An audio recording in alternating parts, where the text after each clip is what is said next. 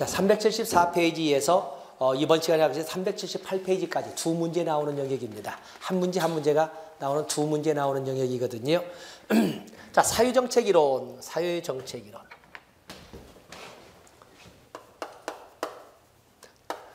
보통 사회복지정책이라고 하는데 사회복지 또는 사회복지정책을 특히 티트머스는 사회정책이라는 말로 이렇게 씁니다. 사회정책이론. 사회정책이론. 대표적으로 산업화 이론. 산업화 이론은 아까 복지국가 이론에서도 본 것처럼 산업화 과정 중에 필연적으로 발생할 수밖에 없는 문제에 대한 해결책이다. 산업화 과정상의 문제에 대한 대안으로 제시된 것이 산업화는 사회정책이나 사회복지고 복지국가이다 라는 것인데, 이 산업화 이론은 어떠한 이데올로기나 어떠한 문화권에 있어서도 참으로도 묘하게 비슷한 산업화 수준이 이루어지면 비슷한 문제가 발생하고 비슷한 해결책으로 그렇게 정립이 되더라는 거예요.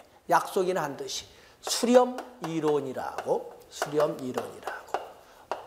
약속이나 어느 한 곳에 몰려드는 수렴이론이라고. 그 나름대로 유형으로 봐서는 그렇게 한 곳에 모인 것 같지만은 하나하나의 나라를 보면 많은 시행착오를 걷던 그때 결국에 그리 모여들고 있거든요. 그렇기 때문에 최선의 해결책으로 결정되어서 정책으로 발표된, 그래서 합리이론과 유사하다고도 합니다.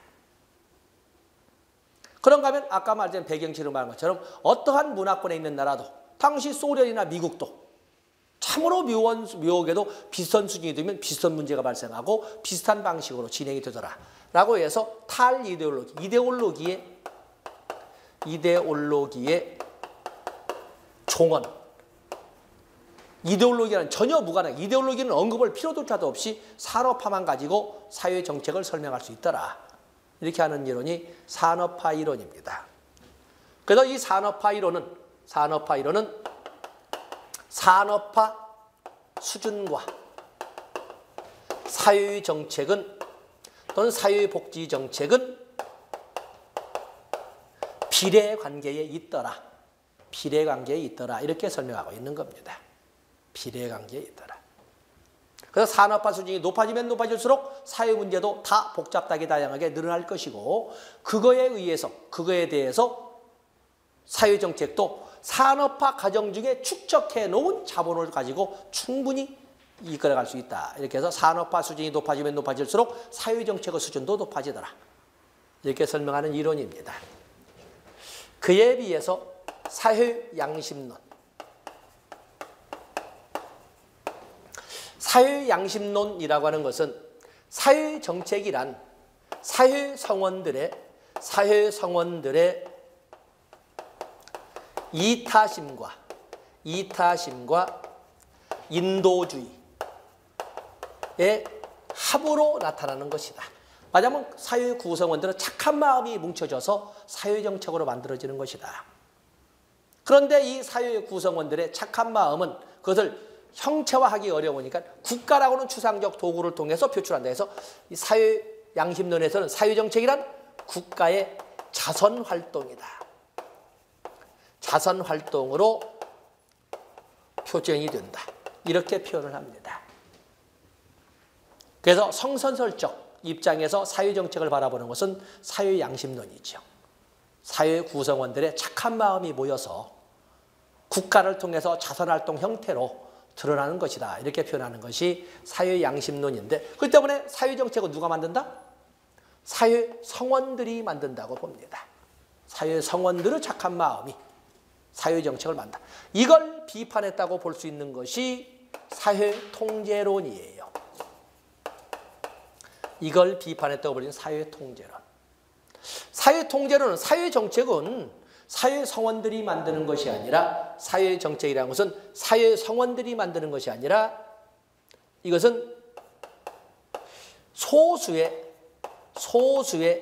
엘리트들에 의해서, 소수의 엘리트들에 의한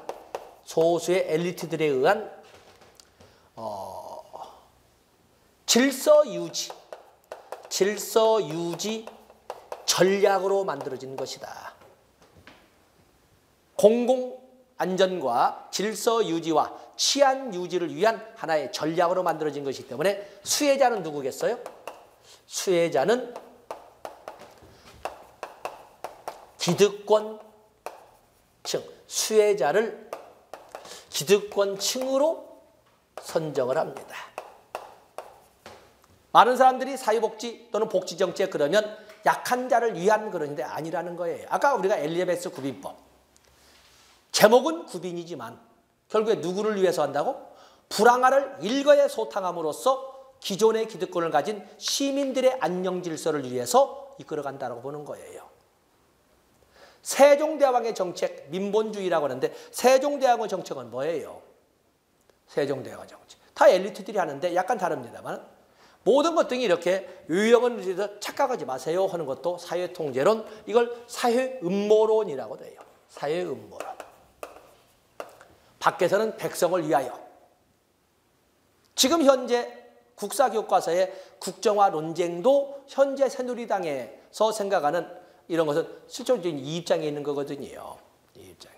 그래서 다양한 정치적 견해를 가진 자들이 중구난방으로 떠드니까 잔소리 말어. 기득권을 가진 우리 중심으로 세판 짜가지고 할 거니까 이렇게 하는 거거든요. 그래서 사회통제론. 이걸 비판하면서 등장했다는 것이 엘리트 이론. 여기다 써야 됩니다. 엘리트 이론. 엘리트 이론도 똑같이 정책은 누가 만든다? 소수의 엘리트들이. 소수의 엘리트들에 의한 똑같죠? 그런데 부정적으로 보지 않아요. 사회 개량 노력의 일환으로 만들어진 것이 사회정책이다. 사회정책이다. 그런데 이것은 수혜자를 기득권층으로 보지는 않지만 백성을 위한 for the people은 하지만 백성을 위한 사회개량의 노력인 줄은 알겠지만 문제가 있습니다. 하향식이라는 문제점. 소수 엘리트가 맞으면 이명박 정부에 된 것처럼 너희들은 몰라. 다 너희들을 위한 거야. 지금은 너희들이 나를 우리 안 믿고 뭐라 걸지만 다 결국엔 너희들을 위한 거니까 파자고. 4대강 파버린 거잖아요. 그런 것처럼 오브 더 집현전, 바이 더 집현전이라고 하는 집현전 소수 엘리트들에 의해서 백성을 위한다는 명분하에 일방적으로 똑똑하다고는 중앙 관료들이 일방적으로 백성들에게 쏘아부순. 그죠?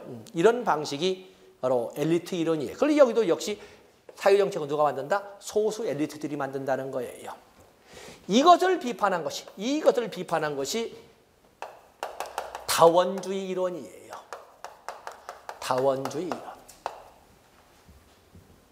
사회정책이란 구성원들이 만든다거나 아니면 소수 엘리트들이 만드는 것이 아니라 다양한 이해 집단들 간에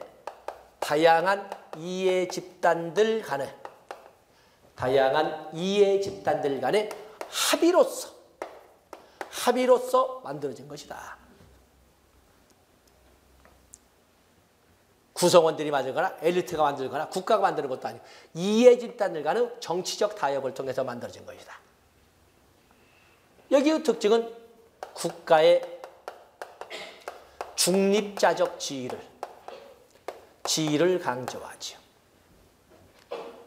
결국에 이익 집단들이 정치적 타협을 통해서 이익 집단 정치이론이에요. 아까 국가 복지국가론에서 본 것처럼 복지국가나 사회정책이라고 하는 것은 우리가 공존하고 있는 무수히 많은 이해 집단들 간의 정치적 타협이나 협상, 설득 등을 통해서 만들어진 것이다. 이때 국가는 단지 이런 이해 집단들 간의 다툼이나 조정하는 중재자와 같은 역할만 할 뿐이지 정책을 만드는데 어떤 중심적 역할은 하지 않는다. 그래서 국가의 중립자적 지위를 강조하는 것이 다원주의 이론, 이익 집단 정치 이론이에요.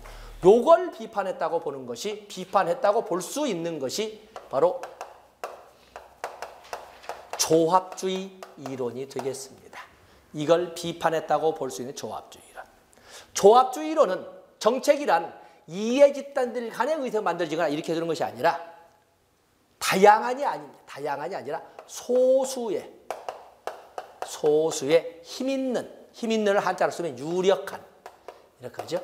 소수의 힘 있는 유력한 힘 있는 몇몇 집단과 국가 간의 합의로 만들어지는 것이라고 합니다. 다원주의 이론은 이론적으로만 가능한 것이지 현실적으로는 불가능하다. 이 사회에 얼마나 많은 이해관계들이 존재하는데 그걸 어떻게 현실적으로 조정할 수 있다는 말이냐. 실질적으로 국가정책, 사회정책을 포함한 모든 국가정책은 모든 이해관계 단체들이 모이는 것이 아니라 그중에 힘있는 몇몇 집단과 국가 간의 타협을 통해서 이러면서 국가의 주도와 여기 국가의 중립자기주의였죠. 국가의 주도와 적극적 개입을 강조하는 거죠. 국가가 주도하는 대표적으로 선생님이 하신 노, 사, 정, 협의 등을 볼 수가 있어요. 자, 노동자 계급과 자본가 계급 싸워야 할 것은 싸워야지. 그러나 내가 그어놓은 범위 내에서 싸우는 거요. 그게 법률의 제한이 될 수도 있고 이런 기간의 제한도 있을 수 있고 방법의 제한도 있을 수가 있어요. 내가 정해진 룰 가지고 내가 정해진 기간 범위 내에서만 싸우는 것이지 벗어나면 죽는다라고 해서 노사 간의 합의를 반영하지만 노동자 계급도 다 모입니까? 그중에 민노총, 한노총 몇몇 팀 있는 노동자 계급 그리고 자본가 계급도 3대 경노총이나 이런 소위 3대 노동자 계급, 자본가 계급이나 5대 또 6대 이렇게 있거든요. 그런 것처럼 사업하는 사람들의 모임 중에서도 힘 있는 몇 개만 모여서 종교단체에서도 수없이 많은 종교가 있지만 그중에 7개 종단만 모여서 이렇게 소수의 몇몇 힘 있는 집단과 국가 간의 합의 중심적 역할은 국가가 하면서 만드는 것을 바로 여기는 조합주의 이론이라고 이것을 코포라티즘이라고 하는 거죠. 코포라티즘이라고 이렇게 설명을 합니다. 코포라티즘.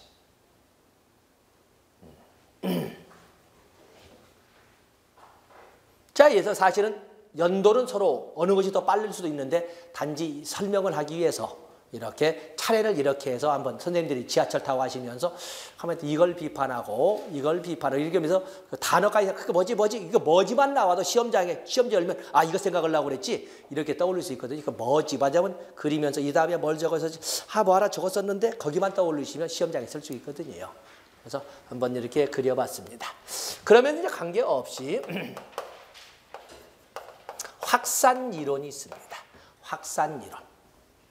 확산 이론은 전파 이론이라고 하는데 사회정책이란 국제적 모방의 산물이다.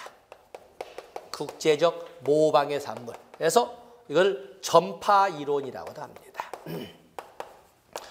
보세요. 우리도 물론 독일의 영향을 받은 일본의 영향을 받은 우리의 많은 사회복지는 일본의 영향을 받았다고 볼 수 있지요. 노인장기 요양보험, 독일이나 일본의 수발보험 같은 걸 받아서 이렇게 하고 있지 않습니까? 미국의 의료보장, 우리 한국의 국민건강보험을 가지고 안착을 시키고 있고 또 사우디아라비아의 의료복지사업은 현대 아산병원의 시설, 인력 구조까지 그대로 벤치마킹해서 그대로 갖다 안착시키는 이런 것을 하고 있고 지역복지 실천, 우리나라 새마을운동을 배우기 위해서 얼마나 많은 저개발 국가들이 우리나라 새마을운동, 지역복지 실천을 위해서 배우고 있습니까? 이런 것들 결국에 사회정책이라고 하는 것은 국제적 모방의 산물이다. 그래서 옛날에는 국제적 모방을 지리적 공간 범위의 접근성을 가지고 설명했는데 요즘에는 통신이 발달해서 옛날처럼 꼭 지리적 공간 범위만을 따질 필요는 없죠. 어쨌든 그래서 국제적 모방의 산물로 보는 것은 확산 이론이 되겠고 또 그런가 하면 시민권 이론이 있습니다. 시민권 이론. 사회정책이란 시민권 발달의 산물이다라고 하는 것은 바로 시민권 이론이지요. 선생님들 알다시피 보통 우리가 시민권, 서구말대로 시민권, 우리의 기본권을 본다면 18세기 말 1776년 미국 독립선언, 1789년 프랑스 대혁명을 통해서 뭐를 쟁취해? 자유권을 쟁취하죠. 국가 권력으로부터 간섭받지 않을 자유권을 쟁취를 합니다. 그리고 19세기 1830년대, 1832년부터 시작되었던 소위 차티스트 운동부터 시작해서 100여 년 가까운 투쟁을 끝에서 참정권을 확보를 하죠. 그래서 영국에서 가장 먼저 1928년, 약 96년 만에 국가 정책 결정에 대한 노동자 참여권, 여성 참여권을 일정 연령대 20살 이상이 되면 다 참여할 수 있게끔 투표권이 인정되지 않습니까? 보통선거, 참정권을 19세기 후 투쟁 끝에 쟁취하게 됩니다. 그리고 세계대공황 이후에 이제는 우리가 세금 낼 때는 안 받다 않다가 세금 못 내니까 남을 나라에 안 되지. 우리 살려놔. 세금 낸 만큼 살려놓고 살려놓으면 또 세금 낼게. 라고 국가에 당당히 요구할 수 있는 이런 권리가 사유권이란 이름으로, 복지권이란 이름으로 이렇게 등장을 하거든요. 이러면서 사유정책은 복지권이 만들어지면서 사유권이 만들어지면서 사유정책이 보편화되는 거거든요. 그래서 사유정책이란 시민권 발달의 산물이다 하는 것은 시민권 이론이 되겠어요. 또 그러면 거기에 보면은 사회민주주의 이론, 사회민주주의 이론 아까 보신 것처럼 노동자층의 정치 세력화를 통해서 또 노동계급이 자본계급과의 투쟁 끝에 쟁취한 승리의 전리품으로 구체적으로 말한다면 우익정당의 약화를 가져오면서 좌익정당, 노동자정당의 확대 속에서 만든 산물을 사회정책이라고 한다. 또는 복지국가라고 한다 하는 것이 사회민주주의 이론이지요. 그래서 사회민주주의 이론은 여러분들이 사회민주주의 이론 앞에서 보신 것처럼 사회민주주의 이론 그대로 보시면 사회민주주의 이론 몇 페이지에 나왔나? 360페이지에 나와 있지 않습니까? 360페이지에서 앞 시간에 봤던 거 첨가하시면 되겠습니다. 거기 또 마르크스 이론 말고 신마르크스 이론 나와 있죠? 신마르크스 이론.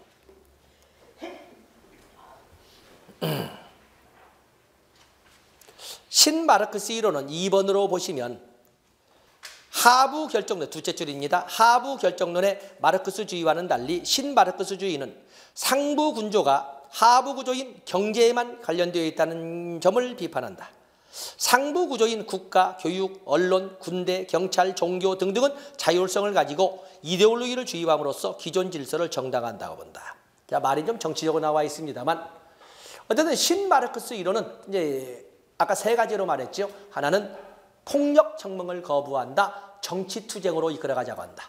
급진주의를 거부하고 뭘로 간다? 점진주의적 개선을 요구한다. 꿈꾸는 나라가 공산주의 국가가 아니라 실질적 민주사회를 구현한다. 이런 점에서 마르크스주의가 차이가 있다고 그랬죠. 너무 하부 결정론 여기까지 설명하지 않겠지만 이렇게 보시고 여기에서 무조건 한 문제 나옵니다. 무조건 한 문제 나오죠. 다음에 거기 오면 정책, 사회복지 정책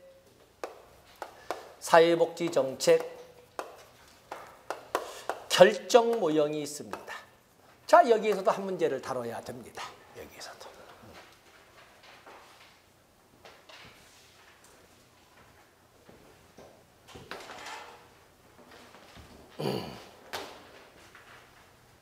사회복지정책 결정 모형이 이렇게 나와 있는데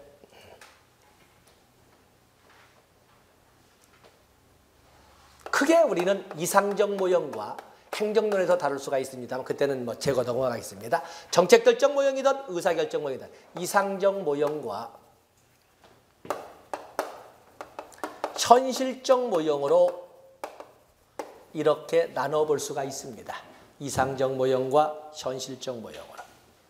이상적 모형은 그냥 간단한 합리 모형입니다. 합리 모형. 이상적 모형은 합리 모형을 말하거든요. 합리 모형. 합리 모형은 인간을 어떤 존재라고 보냐면 한치의 빈틈도 허용하지 않는 합리적 경제인으로 인간을 봅니다. 우리가 합리, 즉 이성이 합치하는 이 말은 뭐냐면 자, 이성이란 뭐냐? 이성은 자기 자신과 자신을 둘러싼 환경에 대한 인적 물적 환경에 대한 냉철한 분석을 이성이라고 합니다. 그때 뭐 이제 선생님들은 직장을 다니시고 그러시지만 보통 학생들에 대해 물어보는 것이 너 합리적 판단 속에 공부하러 왔냐 아니냐 물어봅니다. 아마 선생님들 가족 중에도 공부하는 가족들이 있을 수가 있겠습니다만 공무원 준비와 같은 경우는 세 가지를 갖추지 않으면 오지 말라고 합니다. 학원 당국이든 싫을지 모르지만 첫 번째가 많은 사람들이 많은 젊은 사람들이 뭘 가져오냐면 열정만 가지고 옵니다. 열정만. 그 아주 막연한 열심히 오는 학교일 것이는 대한민국에서는 열심이라는 단어를 안 씁니다. 대한민국은 워낙 열심히 오는 사람이 많아서 어지간히 열심히 오는 사람들이 무서워 대답도 안 씁니다. 그러니까 대충 그 막연한 열심이라는 단어 가지고 열정, 그 투기라고 합니다. 투기. 허벅다리를 만져보라고 합니다. 허벅다리를 만져서 약간 물렁물렁 오면 거기는 한 1년이 있다고 합니다. 결국에 시험이라고 해서 막판 뒤집기거든요. 내가 전에도 한번 말씀드린 것처럼 전의식, 어제 저녁 식사 물은 것처럼 여러분들은 노약 정리 한 적도 없는데 다 환하게 기억을 할 정도의 능력을 가지고 있기 때문에 시험 직전에 본 것은 무조건 쓰는 거예요. 가장 말하기 싫은 사람, 아니야 말도 할 필요 없는 사람은 시험 끝나고 와서 시간 없어서 답 못 썼어요. 그냥 짜증이 빡빡 나지요. 시험 뭐로 갔어? 답 쓰러 갔잖아. 이름은 못 써도 답은 쓰고 와야지. 그런 사람과는 그냥 평생만 할 필요가 없어요. 내가 농담이 아니라 모든 시험 보는 사람은 그날 번호도 갖고 가는 거거든요. 나에게도 내가 이렇게 말하면서 나도 실수를 할 수가 있거든요. 그러면 내 운명을 몇 번으로 걸 것이냐를 그것도 가지고 가는 거예요. 고민할 시간이 없어요. 지금 감독관이 빨리 내세요. 찢어버리기 전에 마킹을 해야 하잖아요. 고민할 시간이 있어요. 내가 정한 번호로 운명을 결정하는 거예요. 그럴 정도까지 하는데 답을 못 쓰고 그런 사람은 아예 이 얘기를 말지 다른 사람 기 빠질 얘기를 하고 있거든요. 그 다음에 만나기 싫은 사람, 시험 전날 아프는 사람. 시험 전날 같으면 지금 같으면 서너 달짜리예요. 욕심이 하늘을 찌른 거예요. 자기 자리는 자기 체력을 모르는 거죠. 그러니까 멍청한 놈들이 날새기 공부하고 마치 중간고사 보듯이. 공무원 시험은 중간고사가 아니거든요. 호흡이 길어야 돼요. 그렇게 공무원 시험의 가장 소중한 잠이에요. 잠. 내가 어찌 보면 수험생가에서는 내가 시험꾼이었고 내가 합격을 해왔고 그래서 내가 훨씬 나을 거예요. 공부는 잘 못해도 내가 시험꾼의 심정은 내가 잘 알죠. 잠을 푹 자야 그 다음날 진도, 잠을 1시간 더 잤어도 진도는 더 잘 나가잖아요. 그런데 바이오리듬이 안 맞아도 잠을 못 잔다. 그래서 술을 마시는 거예요. 가장 복받은 사람은 술이 주량이 짧은 사람. 한 잔만 먹어도 바로 코 갈고 자니까. 푹 자고 나면 다음날 쾌적하잖아요. 근데 주량이 많은 사람, 불행한 사람. 먹어도 이제는 잠잘라고 먹는 술이 이제는 날새기 먹는 거야. 그래서 보통 요즘 우리 때는 이제 돈도 없어서 그랬습니다만 우동 끓일수록 이렇게 술을 먹습니다. 우동 끓일 때 맥주 2병, 돈 없으니까 맥주 2병에다가 소주 반 병씩 딱 서로 나눠서 딱 따라서 이렇게 서로 뭐 이야기할 것이 뭐 있어요. 보통 11시 넘어서 한 잔씩 하는데 이야기할 것이 뭐 있어요. 잠을 자기 위해서 한 잔씩 하는 건데 그리고 가서 한 30분 비몽사몽간에 좀 책 더 보다가 픽 쓰러져 자는 이런 어떤 체력이 있어야 돼요. 전날 아프다는 것은 자기 계획도 못 짰지만 막판 뒤집기 할 만한 체력. 내가 젊은 사람에게 체력은 어떠냐고. 아유 젊어요. 주변 분 다 젊어요. 다른 사람마다 5분 더 볼 수 있는. 지금 같으면 시험 직전에 5분은 지금 같으면 한 2, 3주는 더 공부할 수 있는 이런 체력을 요구하거든요. 근데 생각 없이 젊다고 해요. 젊다고. 그리고 세 번째 조건이 재력이에요. 돈 있냐 물어봅니다. 돈 없으면 오지 마라. 피차 피감 드니까. 돈은 시간을 사고 시간은 개수를 산다는 거예요. 그래서 많은 젊은 참 뜻은 좋습니다. 저도 이제 그런 아르바이트로 해서 학원 강의도 시작됐습니다만은 당신들에게 죄송하잖아요. 엄마 아빠한테. 그러니까 뭔가 조금이라도 내가 벌어서 하겠다는 그 순수한 마음인데 소탐대실이에요. 우리 애들이 생각 못하는 것이 시험 공부를 손님 안 오면 책 보면 돼요. 시험 공부는 그렇게 하는 것이 아니라 시험 보는 자세로 눈 깔고 고개 숙이고 필기구 들고 공부하는 거거든요. 근데 많은 사람들이 심리적, 차 속에서 보는 것도 사실은 심리적으로 안정적이어서 그렇지 그것이 어떤 공부가 되거나 그러진 않는데 그래도 심리적으로 편안해야 바로 연결되니까 그런데 그냥 글자를 보면 시험 공부한다는 착각을 하고 있고 학원 강의를 듣면 그걸 봤지 시험 공부를 했다고. 학원 강의는 강의를 고개 들고 보잖아요. 고개 들고. 그래서 물어보죠. 아빠와 거래를 해봤냐? 제안서를 내봤냐? 아빠랑 엄마랑. 아빠 엄마도 생활비가 얼마가 수입이 얼마라고 있는데 너 혼자 있는 것도 아니고 형제가 또 있다면 어느 정도 예산안이 짜져야 아빠 엄마도 꿈을 가질 것 아니냐. 근데 공부하는 사람의 공통점은 꼭 시험 보기 한 2달 전에 돈이 떨어져요. 그래서 친인척이 있으시다면 잘 되냐 이거 공부하는 사람에게 잘 되냐 어떠냐 물어보지만 굉장히 스트레스 받거든요. 힘들지? 그 한마디에다가 통장번호 이렇게. 전화번호 묻지 말고 자본주의 경제도 전화번호 줘서 뭐게. 전화번호 물어보면 바로 국민은행 505- 이렇게 해서 딱 얼만큼 나를 사랑하는지를 자본으로 표현해라 이렇게 알려주시면 돼요. 묻지 않아도 사실은 돈 떨어져서 굉장히 민망해하거든요. 제가 해보면 다분히 그렇습니다. 요즘 뭐 애들 아무리 돈을 많이 줘도 애들은 잘 구별 못 하거든요. 그러니까 그 세 가지를 구별했느냐. 그렇게 하면 이제 구체적으로 이제 접근하지요. 너는 몇 시부터 몇 시 사이에 공부할 때 공부 잘 되대. 또 줄칠 때 어떤 방법으로 공부할 때 공부 잘 되대. 자기가 머리를 쓰는 자기 전략이 또 따로 있거든. 그러니까 상위인지 메타인지라고 합니다. 그렇게 해야 나만의 공부하는 전략을 짜는 거예요. 그렇게 해서 접근을 해야지. 무조건 앉아도 책 본다고 합격한다고 막 많이 있습니다. 많은 사람들이 그런 것은 이제 그냥 열심히 하는 사람들, 그래서 대학원용 학생들이 여기에 많이 열심히 하려면 내가 대학원 가라고 합니다. 대학원. 전략적으로 하려면 아주 여기는 참 좋은 동네죠. 전략적으로. 그래서 지금 합리란 말을 가지고 얼마나 자기 자신에 대한 분석력, 체력, 인지적 사고력 이런 분석력과 환경에 대한 분석력이 명확하느냐 하는 것이 합리. 그래서 모든 인간들을 냉철하고 빈틈 하나가 없는 사람이고 세상에 존재하는 모든 것을 알고 있는 전지의 존재라고 이렇게 봅니다. 전지. 세상에 모르는 것이 없어. 그러면서 이 합리이상적 모형에서는 사회정책, 인간은 언제나 오직 최선의 선택만을 한다고 봅니다. 차선이란 존재치 않는다고 보는 거예요. 차선이란. 인간은 오직 최선의 선택만을 한다. 이것은 연역적 모형이면서 연역적. 인간은 누구나 최상의 선택만을 하는데 이번 결정은 최선이야 아니야? 또 천나라에선 그 국가 결정이 최선이야 아니야? 이런 것을 하나하나 검증하는 방식으로 연구하기 때문에 연역적 접근이라고 합니다. 연역적. 그러면서 하나의 명제를 설정하기 때문에 규범적 모형이라고 하는데 그런데 인간을 신의 경지에 올려놓고 보잖아요. 언제나 어디서나 어느 누구나 최선의 선택만 한다. 그래서 이상적 모형이라고 부르는 거예요. 현실적 한계를 간과 무시하고 있다. 이런 문제점을 찾아볼 수가 있습니다. 합리 모형. 그래서 이들이 한치의 빈틈도 없고 세상에 모르는 것도 없는 존재들, 이들이 행사하는 합리성을 신의 합리성, 절대적 합리성이라고 하는 것입니다. 절대적 합리성. 그에 비해서 현실적 한계를 인정하고 등장한 정책결정 모형을 총칭해서 현실적 모형이라고 합니다.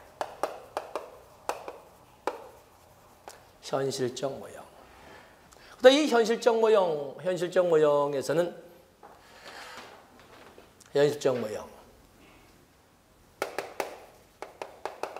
현실적 한계를 인정하면서 제시한 모형인데 가장 대표적인 것이 먼저 만족 모형.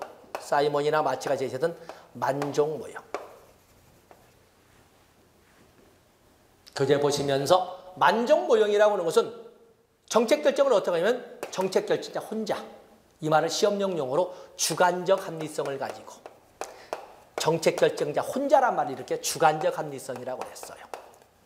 주관적 합리성을 가지고 현실의 한계를 인정하면서 그 말을 제한적 합리성이라고 합니다. 시험용 용어가. 그래서 이제 그 쓰지 않게 현실의 한계, 맞아요. 이건 제한적 합리성.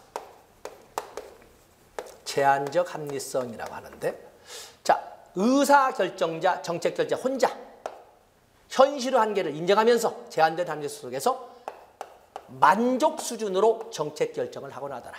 최선이 아니라 만족 수준으로. 그래서 합리모형의 신의 경지를 현실이 아니라고 인정하게 만든 것이 만족모형이에요. 근데 문제점은 뭐야?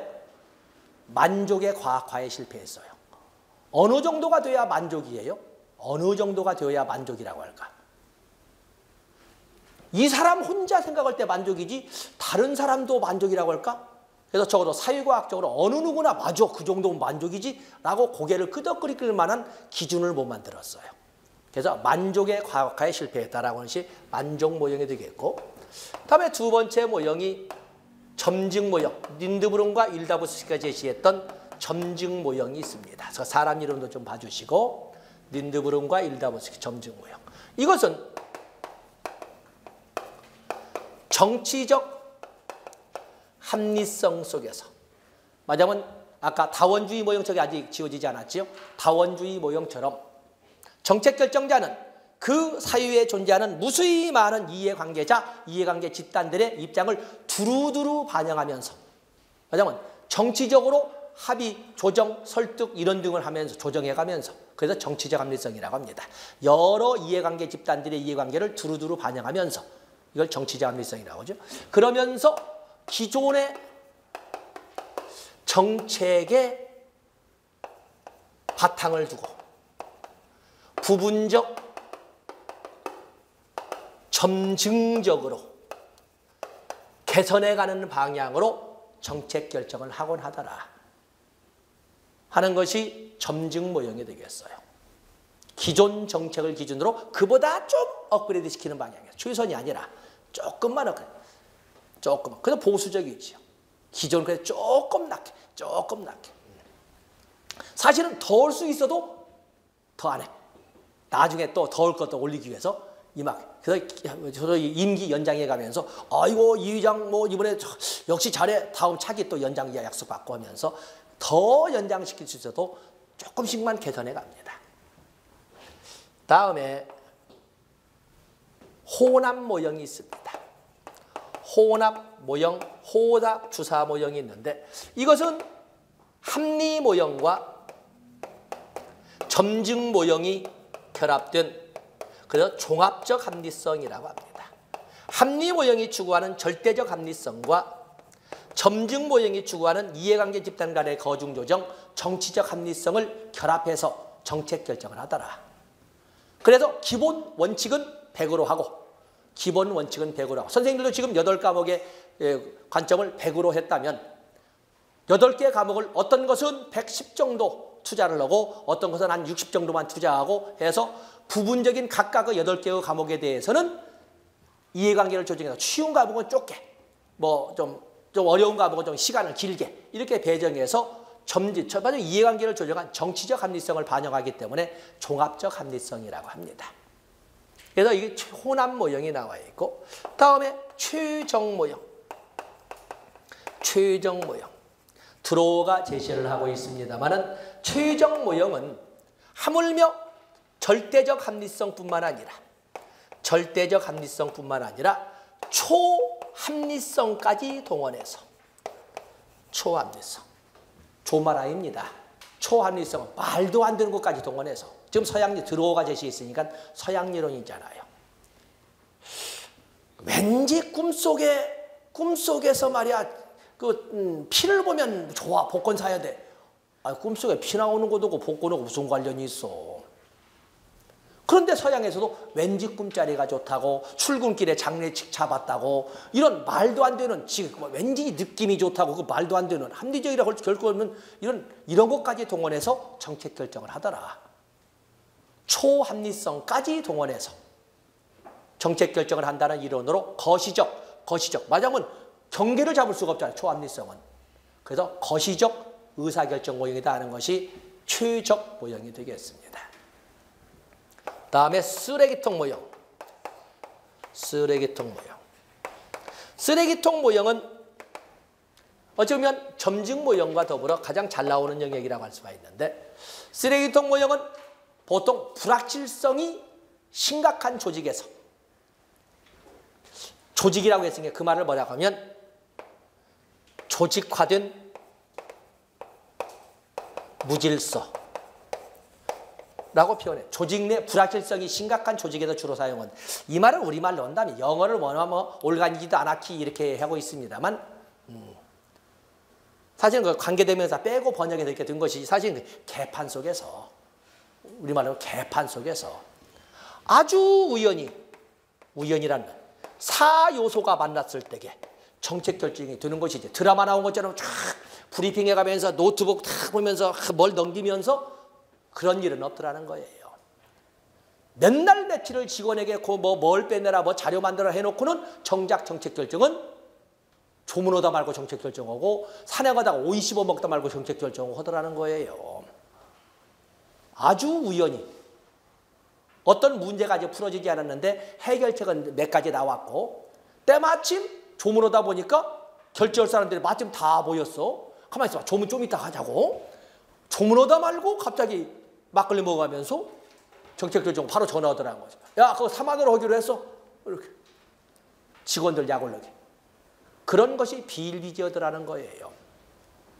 아주 우연히 문제 해결책들 참여자는 결정할 사람들이죠. 그리고 기회, 우연한 만남이죠.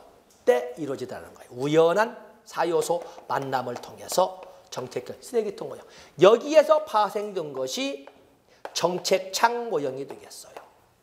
정책창 또는 흐름창 모형. 1980년 킹던이 제시한 쓰레기통 모형의 파생 모형이에요. 여기도 우연히 만났을 때, 우연히 새 흐름이 만났을 때 정책이 결정되더라는 거예요. 문제의 흐름, 정치의 흐름, 정책 흐름이 각자 개별적으로 흘러다니다가 우연히 만났을 때, 보면 국회의원들 보면 어떤 문제 상황은 바로 막 정책 발표하잖아요. 걔네들이 어떻게 그 똑똑할까?